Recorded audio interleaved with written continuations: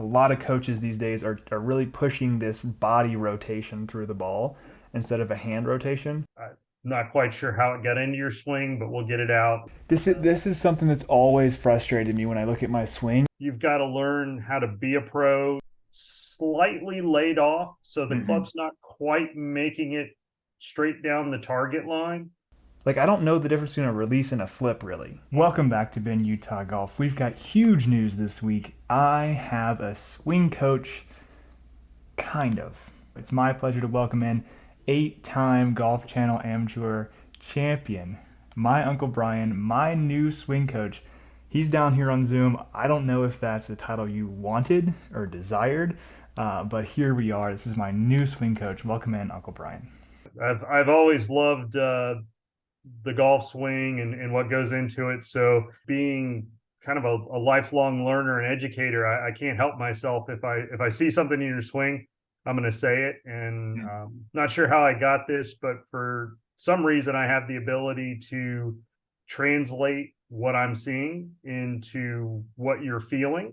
Yeah. And if you're feeling something different, then we try to match them up. So to me, it's fun. I look forward to the challenge, and your golf swing's come a tremendous ways from high school, and obviously getting bigger and stronger and understanding it a lot Sure. more. Yeah. In your 20s, what I saw a few weeks ago was very impressive.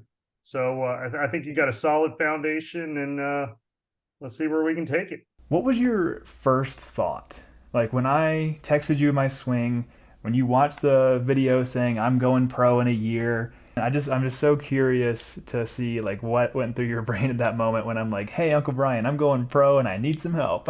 My first genuine thought was I need to talk to him and see what he's thinking. Yeah, make sure you know how I know how big of a bite I'm taking out here. It's one thing to say it, and you've kind of articulated a little bit in some of your videos, but it is a long road with many steps in the process, Yeah. and it's not just purely talent. Right. You've got to learn how to be a pro. You've got to learn how to set up a work schedule like a pro. Hmm. Life's not going to go away just Yeah. because you want to be a professional golfer. So you've got to figure out that balance. I think you've got your head on straight, and good news, you've got a long-term view of it. You're not Yeah. trying to go pro in 3 months. Right. You have steps you want to take, and like I said, I saw a great step a few weeks ago with some solid play.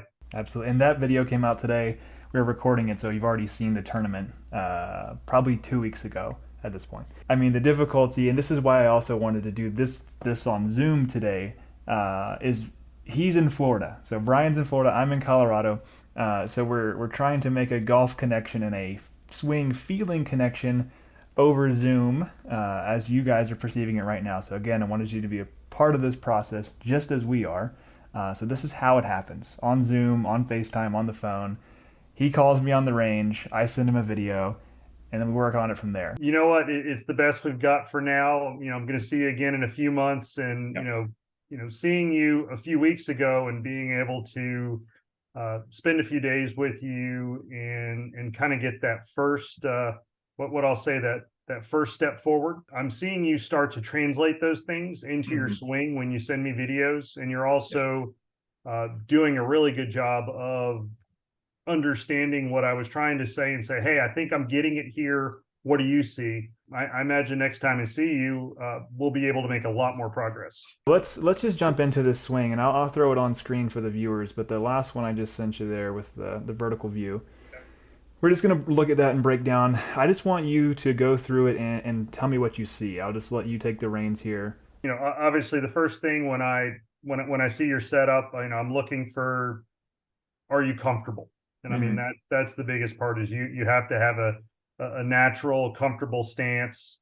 Obviously being a taller player, it's going to look a little different. Yeah. Another thing that I see, what I'll say, a lot of amateurs, not so good golfers do, they'll get their hands either too close or too far away. Mm. You have a nice natural hang of your hands or your arms down to your hands Yeah. straight underneath you. So everything's relaxed. One thing you and I have been working on, which Not quite sure how it got into your swing, but we'll get it out. It's a small thing. You tend to take the club just a hair outside the line. You correct from it, but it, under pressure, it could get you in trouble. Second thing I'm looking for is when you get the club to hip height, you got the club going straight down the target line. Once again, your head and arms are in a very relaxed position, good rotation back. You and I have discussed a couple times, slightly laid off. So the club's not quite making it straight down the target line. There's plenty of professional golfers that have made a great career of being slightly laid off. So I'm not too worried about that at this time. We'll work on everything else first. This is also one reason I like having a second set of eyes on the swing, is like for you guys at home as well. I've had this laid off position here my entire life, and it drives me crazy. And so anytime I see just a little bit of laid off there, even that little bit, I'm looking at that thinking, oh, here we go again. And so to hear you say it's kind of a minor issue right now is pretty reassuring. I know you've talked about your finish position. Yeah, I got the Michelle Wee. I'm not a big person that focuses on finish, or as far as an indicator. You have a very tall frame, longer arms. The idea of you having a high and a high up and around finish, you'd be swinging almost vertical to make that happen. But I want to see you get those couple things on the back swing ironed out first, especially the takeaway, and then we can start to get a little more aggressive on some of the things you can do coming down and through the ball. But you've got to be in that solid spot where that you can just swing at it as hard as you want, and the ball's going to go go where you want it to before you start working on the parts after the swing.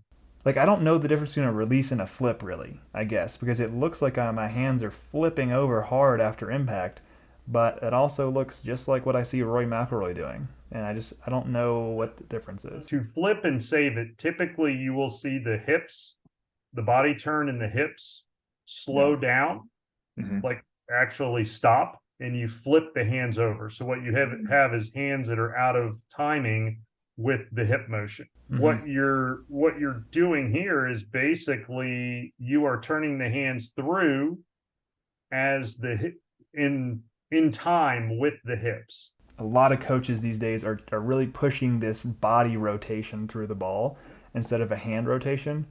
And I just want to give you a chance to respond to that, because what's the difference? Why are we focused more on a hand release than a body rotation? Because, I always thought it was kind of both. It is both. And so I would say, because of where you came from, and let me put it this way, because you started old school. You started as a player that, set the club over your shoulder, dropped, kind of laid off or dropped it inside, and then really used that inside out, turning through the ball, the hand motion, a la the Ben Hogan or whoever else you want to think of. That was how you learned as a kid. Yeah. So I've got to work you not out of it, but work you to a neutral position with hands and body together before we can take a step to the next direction, which I haven't talked to you about yet, but a couple things that we'll call it the next phase. Once you get your playing and your timing, which really those are the two things we're focused on now. You've got to get on playing and you got to get your timing. Now, the two things that I would like to work on once you get stable with this is more of a leg rotation or more of a leg drive starting the downswing. Okay. But that's a pretty big change. And then secondly, the other part, which it's hard to see in the swings, but really more of a free release. Yeah. Where, it's more of an extension release to the motion. If you look same thing when you start the downswing and you got that real good coil position where you got it loaded. Mm-hmm. Look at your front leg. So you start the transfer of the front leg, hips are turning, and then your front leg gets dead straight. So when your front leg gets dead straight, do the hips seem to turn anymore for about 3 feet of the downswing, and then they don't really start moving again Nope. until the club comes through and it's body rotation. This is something that's always frustrated me when I look at my swing. It looks so smooth until I hit the ball, and then there's a little hitch right after where it feels like my hands are trying to keep up with my hips, and my body stops and my hands pull me through the finish. And it's always frustrated me. So I'm glad you're seeing that too. If you, I mean, you can look at golfers that are in their late 40s and 50s now, who have changed their swings as they've gone through life. Early in their careers, this was a very acceptable, you drove into a solid front leg, Mm-hmm. and then you rotated. So in that regard, this is, it's a very acceptable swing. The challenges, and you kind of alluded to it, where, more the modern swing of a, larger muscles or body swing, when you're stopping, when you're basically posting up on that front leg for a minute, you've stopped all that force and rotation of the hips, which you're giving up power and speed Right. at that moment. We're looking at phase two where, okay, now we're really gonna start to amp up the power and turn you into a beast. See, y'all are learning with me. I didn't know about phase two, so this is new to me and new to the viewers here. But I'm excited for phase two because I think I'd like to have more power, right? I'd like to have more club head speed. That'd be cool. And you already answered my last question, which was kind of where do we go from here? It seems like you have a pretty good idea of that. And I don't want to bog myself down with knowing the what, where, when, and whys of it right now. Like you said, if we can establish the solid fundamentals, awesome. Thanks for coming on, Uncle Brian. Happy to have you as always. Happy to have you as a swing coach.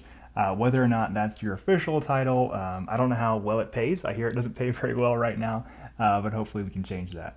The pay is fine for now. It's very fulfilling to see you getting better and chasing your dreams. So it's a lot of fun. I enjoy the challenge, and the good news is you're a challenge starting from a pretty good spot. So to answer the question, does a swing coach actually matter? Does it actually help? It's a resounding yes for me, because I've seen so much improvement in such a short amount of time. Before having the swing coach versus after having a swing coach, my game is entirely different. I feel far more confident in both my golf game and my trajectory on this journey. I have so much more belief now than I did before.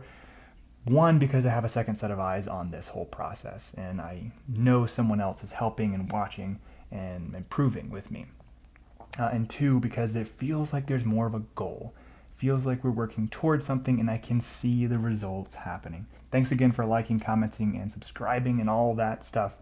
I will see you right back here next week with my Uncle Brian once again in person this time to discuss what makes a professional a professional.